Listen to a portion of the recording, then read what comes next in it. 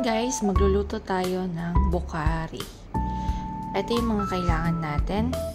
Nag-grind na carrots, syempre sibuyas, kamatis, sili, tomato paste, raisin, garlic, ginger paste, yung ating Maggi, and yung ating spices. Bali, itong dalawang to is madras powder and curry powder.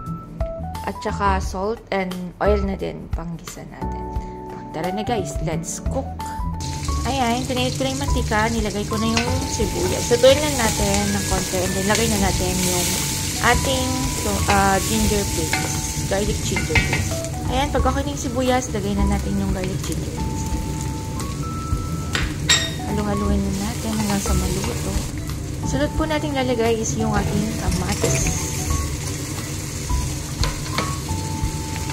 So, ganun lang din. Haluin lang din natin hanggang sa maluto po yung ating kamatis. So, next po is tomato paste. Bali, half lang po nung pakete na ilalagay natin. Kasi need lang po natin ng konti. Ngayon, yun na pong ilalagay natin is yung ating grinid na carrots. So, haluin lang po natin. Lutuin lang din po natin yung carrots ng konti. Habang hinihintay po natin maluto yung carrots, lagay na po natin yung ating raisins. Okay, haluin na din po natin.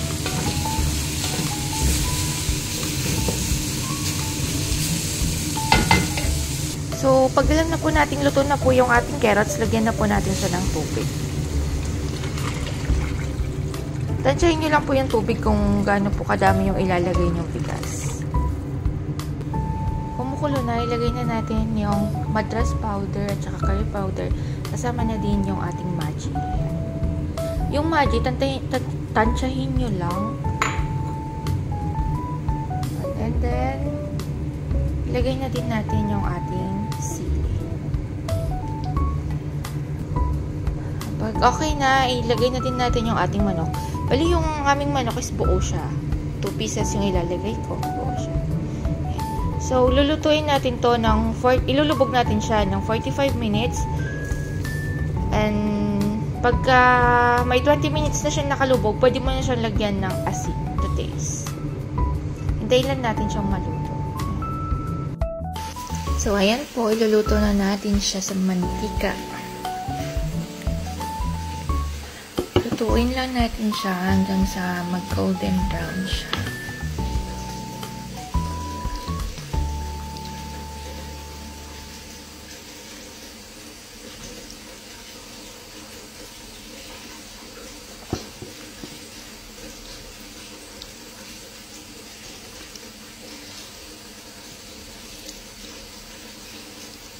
Tcharan! Ito na ang ating bagong lutong manok.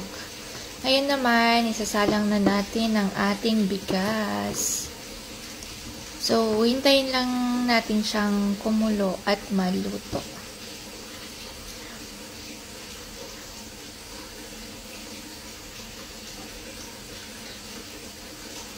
So, pag alam nating medyo luto na, sa isang sahan, maglagay tayo ng olive oil and magpainit tayo ng paham o coil.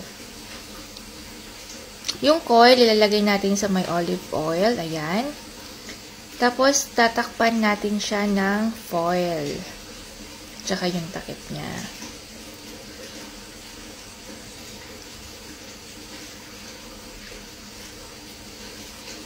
Tayin lang natin maluto. And tcharan! Ito na siya!